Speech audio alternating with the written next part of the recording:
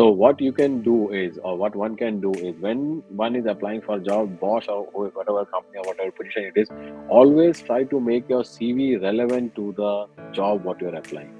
So I have seen that many people does this mistake. Even in when I was studying in Germany, I see, because in Germany there is nothing so called campus selection, yeah, like we have in India.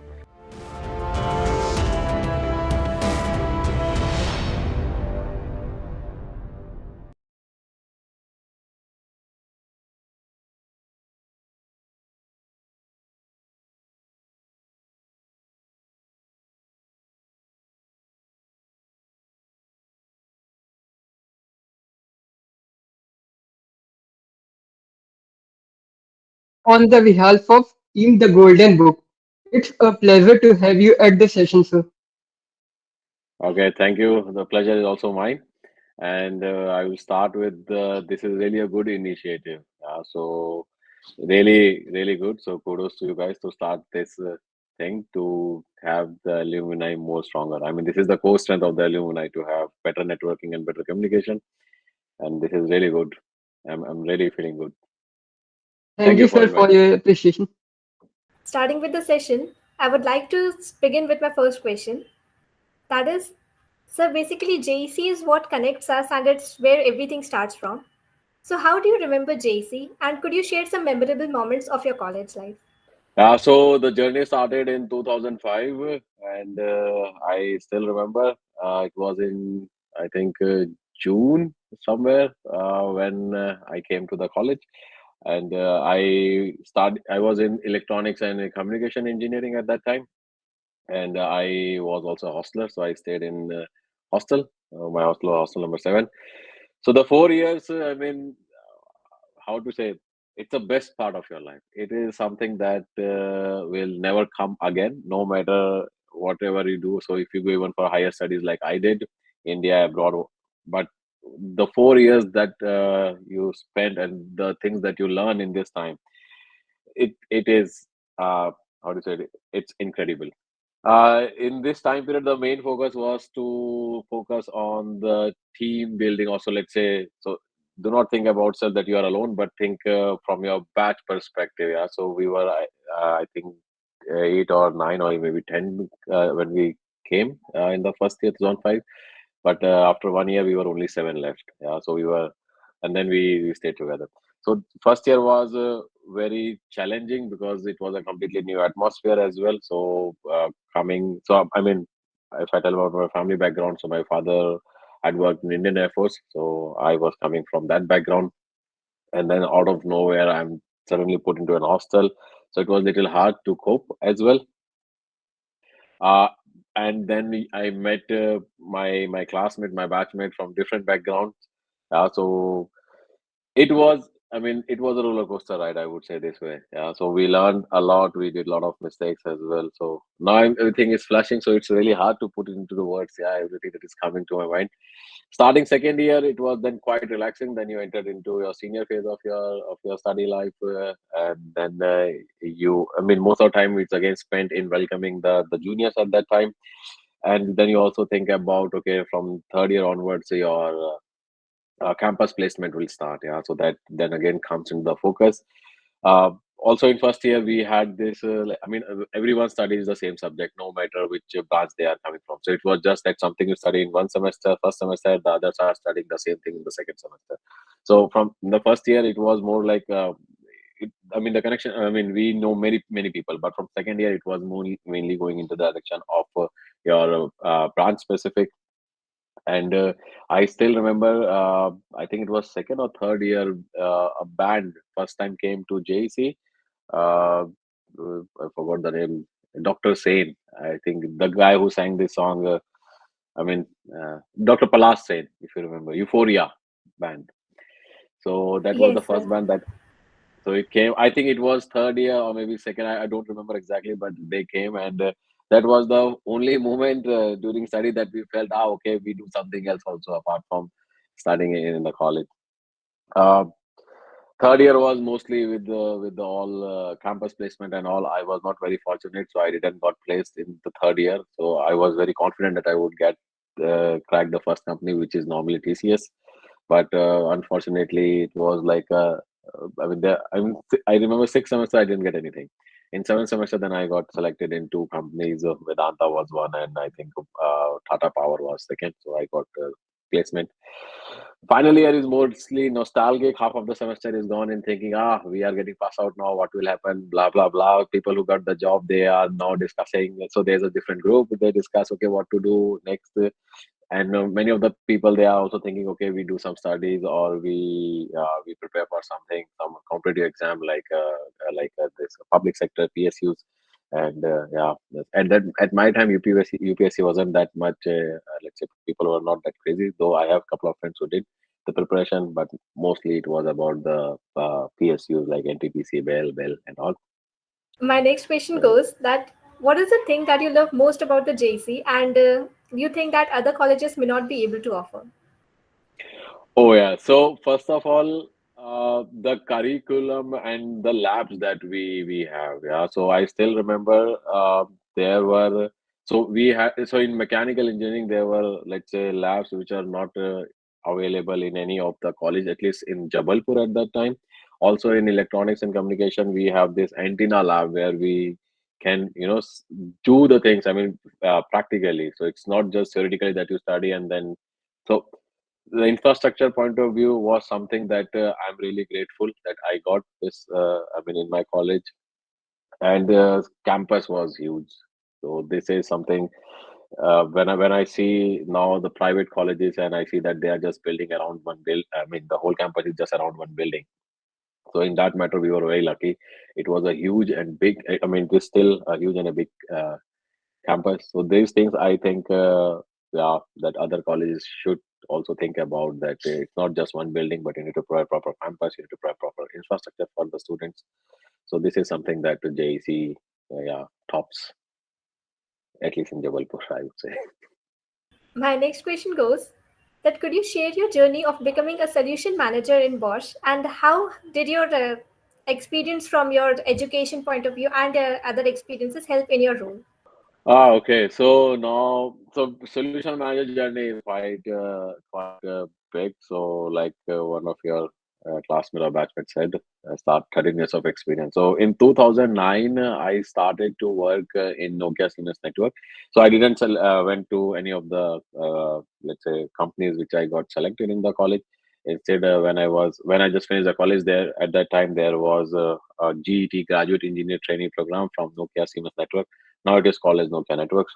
They started this program, and at that time I was living in with one of my classmates in Sarai in Delhi. So I mean, it's a place where you go to prepare for a IES exam, so Indian Engineering Services, or other PSUs exam. But me and my friend, we were not there for that because we already had placement. We were there only to. There was one exam, I think BARC was there, Baba Atomic Research Center, and we thought, okay, let's go there and let's prepare. How much we prepared, that is another thing. Yeah. So but anyway, at that time, this opportunity came, and then I applied, and fortunately I got the job offer. Yeah. So, and once I had it, then I worked for in Meerut for 2 years, I guess, 2 years or some months. And but during this time, I was already preparing for MBA. So my goal was that once when I was in doing my bachelor, so I wanted to do higher studies. That was very clear to me, and I wanted to do MBA. That was only from IIM. So I was very specific. But unfortunately, my preparation wasn't like that. So yeah, I tried 3 times, but I couldn't get IIM. So I then left it. So I then switched to the MS side. But anyway, so this all happened when I was working as well. And after 2.5 years, I realized that I need to move to another city, which was Delhi or Noida, so Delhi NCR. Um, and at that time, Ericsson had this opportunity, so I applied. I got the job, but my main focus was then now either I go for MBA or MS. So MBA was it couldn't I couldn't clarify the last attempt. I mean, from my side. So I then thought to go to do MS in Germany. Fortunately, that worked, and I came here. And when I was studying here at that time, so I came with the mindset that since I'm working in Nokia and Ericsson, so I had the experience from the telecommunication. So that was the goal as well, that to study masters in the direction of telecommunication. But when I came here, I realized that Germany automotive or automobile sector is a huge sector, and there's a ample opportunity. Also, I realized that you need to learn German somehow. Yeah, so it's not like that you can live with just English language. Yeah, so here English is just a medium of communication. It's not considered as a special skill. So that was it, and then I thought, okay, and unfortunately at that time, telecommunication was already going into saturation with this 4G was coming at that time, and yeah, so there it was not a huge, let's say, market. It doesn't had the huge potential like it had when things changed from 2G to 3G. So I then switched my direction. That means I switched my courses. So then I took more courses which were in the direction of automotive industry, and then I started to work in a consultancy company. It's called Altran, and there I was working for Volkswagen company. So I mean, these are the consultancies you can work, and they have the project from the main OEMs, original equipment manufacturers, like these car makers. And then I started to also gain practical exposure, for example, in different area like requirement engineering and testing. Then after 1 year, I moved to Stuttgart and into another consultancy company. There I was working with Daimler, so which makes Mercedes, and the second was with Porsche. So these two companies I was working with for around 1 year. And this time I was gaining, let's say, what could be my next steps or requirement and all. This is something what I was focusing on as a requirement manager. And then there was an opportunity in Bosch, which I took, and I got started to work as a requirement manager. I think I worked for 3 years in this role, and during this time, I like you have with your managers to discuss, okay, what where you would like to go, what is your plan. So it was clear to me that I would like to lead a team and also lead the project, and that's how then the plan. I mean, there were certain trainings need to be required. Then there was certain additional role like Scrum Master. So this is all now I'm talking about terminologies which are mostly to the software development field, which are now being used very quite frequently. So you might be aware of Scrum Master, Product Owner, Product Manager, like this. So yeah, so in this role, then I started slowly climbing the stairs. So I then became product manager, and since this year, I am now a solution manager. So your question was that how did it help? So for what let's say college helped me is like I told. So when I came in the first year, so we had students or let's say classmates from different backgrounds. So that the first thing that you are able to connect with the people who are coming from different background, different cultures. So that really helped. I would not say that it was as it is, but it get amplifies. Yeah. So in college, it's just only about different cultures and background, but the language is still the same. When you come to different country, then that aspect of the language also adds, and let's say the diversity in terms of culture and the background, that also stretches a lot. But anyway, the experience you have, you just need to amplify it, and that really helped me. Also, this thing what I learned in JEC, never to give up. Yeah, so this also helped. So onwards onwing, this is our logo. So so on me it was always like this. So once I have something, I always look for something. I mean, the next thing what I want to do, and then I start progressing in that direction. So that's how. I mean, I try to short my journey quite in a small time, but I hope you get the point. How would you explain the transformation that came in your mindset from being a student to a working professional? Ah, easy answer is you study it so that you can get a work. Yeah, that's why let's say we are doing engineering because it gives you an ample, how do you say it, opportunity to decide what you want to do next.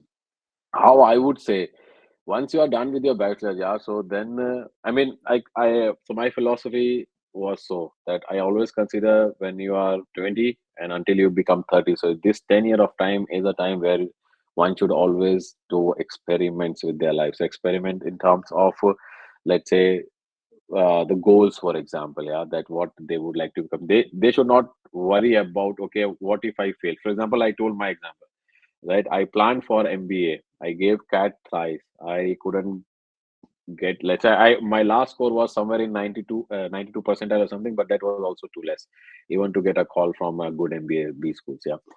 So I this is it. So do not, let's say, focus only on one thing. I mean, it would also be wrong to say, but I mean, try different things as well. Yeah, try to see, okay, where you can excel. And this tenure of time, you can decide what you want to do. And once you get that opportunity, then you can, start to building your career on the top of it. So for example, you guys started, or maybe your senior started this golden book JEC. So if you think from this perspective, so for me, you are already doing it.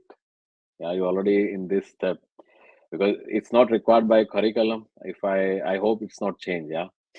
So the curriculum doesn't say you have to do some sort of this initiative. It just come from within, and it is good. So keep it up. Yeah, do keep doing this, and this will help. Major, if I have to tell you from the work perspective or from the study perspective, it is language. So anyone who is coming to Germany, I would say that even if you don't learn German back in India, please do not come with this mindset that I will not learn, because that is not going to help you at all. One might get job. I won't say that it's not possible, but if you are ambitious and if you would like to grow in your career, then at some point you need to have a fluency in German. And I mean, language is not something that you learn a night and then tomorrow you are fluent. So you need to practice a lot. So I would say try it in India if you have planned, but if not, then come with this mindset that once I'm here, then I will start studying. So I think German was the main. Rest were all trivia, yeah, weather and all. I mean, it will also impact you, but not that much. I mean, if someone is interested to come to Germany, then like I said, important is to focus on the language. So that I always suggest, because courses or curriculum, I am pretty sure that you will cope it up, because they are offered in English. But the social life around it, there you definitely need German, and also for the professional growth, I would say this way, the German language is uh, as a must. Is no one says this very openly, but it's a must, and anyway it helps you. So if you are here, so you all want to communicate, you want to, let's say, grow your network. So definitely you need to also learn also, let's say, speak the language. Regarding failure, so failures are part of life. Success and failure both are part of life. Somewhere you get success, somewhere you get fails. What is important is not to get depressed when you are when, let's say, this failure phase is coming into your life, and also not to get too overexcited because of your success.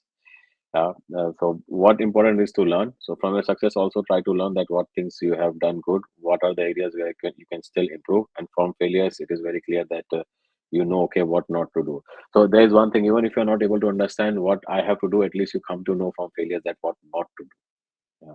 So I would always suggest this. Uh, Very important is because now in a world, now in today's world, there's a lot of information, and it's really hard to see or differentiate what is information and what is misinformation. So if you are planning something, then do not rely just on YouTube videos, or don't get overwhelmed or overexcited with this reels and whatever not is coming on the social media. Try to do your own research. Own research means that, for example, if you are coming to Germany for study, there are let's say, official websites from the universities, and even from the DAD program, so that, for example, you can follow it up, you can see it. Do not rely on any videos, just on videos that are because someone went and everything was fine for them, so it would be fine, or other way around, someone went and everything was really bad for them, so it would be bad for you. So don't get excited, don't get also overwhelmed, don't feel depressed. Important is to do the own research as well once you are applying. Regarding the job, I would say, you need to understand how the job process works. Yeah. So for example, as an applicant, you prepare your CV, you apply your CV for. Then if you see on the background, there is someone sitting, because there many CVs are coming. So it's not possible for an engineering manager, for example, to go through all of these CVs.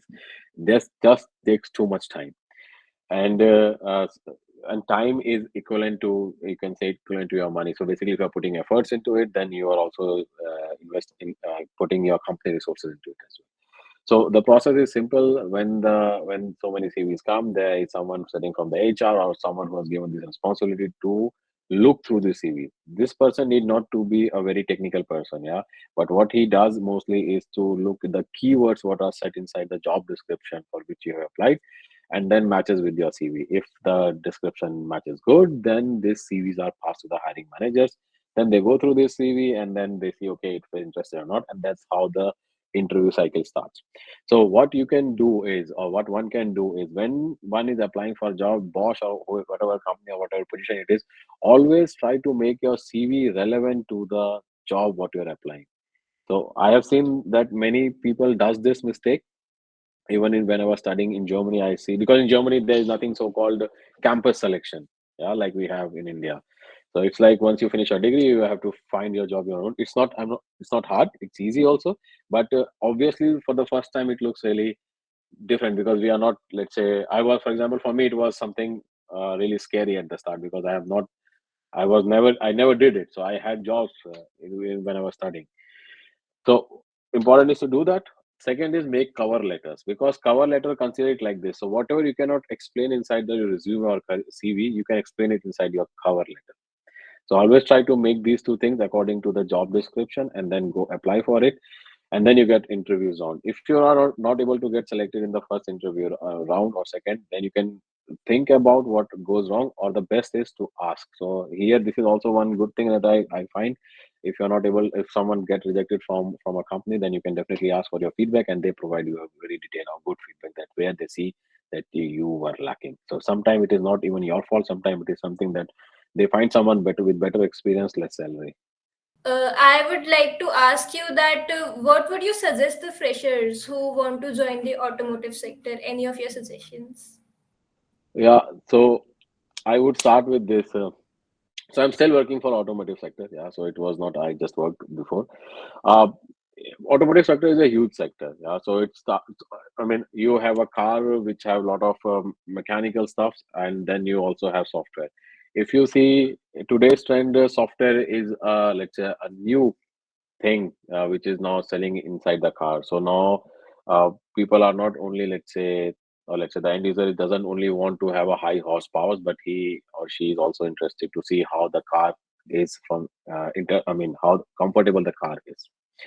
So now coming to the practical part of it. So for example, you have one software development. So where I would suggest to focus on the embedded technologies, yeah, like for example C, C++, then a couple of operating system, example in Linux, QNX, or let's say POSIX based operating system that one should focus on from the engine perspective.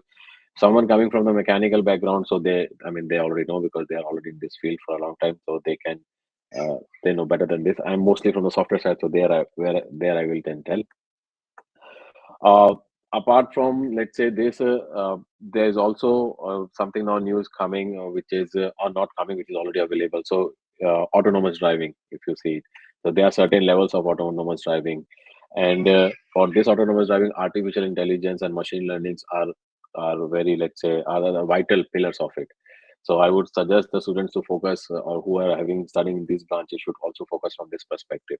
So because this is nothing but it's mainly let's say having data from all the drivers, let's say the people who are driving the cars, and then to make a meaning out of this data. Yeah, so this is what is currently happening. Apart from it, if you are from a communication background, then you can again focus on in the automotive sector. So for this autonomous driving, as you know, so basically now what is happening, at least in Germany, there's a stretch in Wolfsburg where they have these antennas located, and then they are communicating with the cars, and the cars are driving. So you can also focus in for let's say the digital signal processing, DSP subject that you have. So in communication, so these are the field I would say you can focus on. I would like to say my last question, which is, sir, what's your vision for JEC? Um, so how to answer it? Yeah, my vision. So I'm really happy to first, like I said at the start, yeah, looking at this initiative, what you guys started, this Golden Book of JEC. So this is really good because I remember when I came here. So I was because I studied in Otto von Guericke University, so in Germany, in Magdeburg, and here the first thing that really, let's say, brought curiosity. So I was curious about is, apart from study, you have a lot of extracurricular activities. So there is a debate club here, there is a dance club, acting club, whatnot. Yeah, and there's also a strong group of alumni where, like for example, here you have one who notable, let's say, person from his or her field used to come and then give insight about his life, about his experience. So when I say this, so this is one thing that I was always looking forward, that at some point someone should definitely start this. So you guys started this Golden Book JC. Second, what I also realize that these new courses, so this is also good because if I have to be very honest, what I studied in my bachelor was mostly the basics stuff. That doesn't have a direct connection with the professional work. Yeah, so it was not something that you study and you directly put that thing. So of course, what we studied was the basic, and it is definitely required. But I feel that the engineering studies, they are, I mean, they are meant to make you professionals or experts. So that should also go in this direction. It should follow the market in a way, or maybe lead, let's say, one step from the ahead of the market. For example, in Germany, where I was studying, there we had many research projects which were coming or sponsored by, sometime by the state, sometime by the companies as well, and sometime by university itself. So basically, they are trying bring making the students who can be fit into this in the market, and they can start working. And this I felt was not there when I was studying. So what I studied, it helped for the basics, but it was not, let's say. So for example, we were studying this C programming. Yeah, I still remember at that time we had this turbo.cc as a IDE. Yeah, Yes, and sir. we were I still remember the first line was td lib.h, and this, and now I know what does it, I mean, not now, but after working I came to realize what it is actually for, why it is called like this, what to do. But when I studied at that time, there was no such clarity. Then it was more focused on, you have to learn one program, how to do addition, how to do multiplication. Then there was one how do you call it, yeah, so you can write one to one, and then it should write other way around, parabolic, I forgot the word. So something like this. So the more focus was on to mark the things up and to put it into the paper in the exam, but it was not directly related with what's going when you are getting out of your university. So this is one thing I think I see that should definitely improve. So I again thank you guys for this session, and I'm really feel honored that you invited me. Yeah, so it is really also, how to say, a good feeling from my side as well that you, yeah, so you invited me or considered me to share my insights and experience. I hope it helped you. Yes, If sir. you have any question, you are always connect me via LinkedIn, so you can always ask there. So I am happy to provide answers as well, or let's say try to clarify your doubts in a best way as I can. And like I said at the start, this is really a good initiative, and keeps doing it. And for sure, it is going to be fruitful for the upcoming students who are coming to JC. Really nice. So kudos to you guys as well. Thank you, sir. Thank you. Thank you.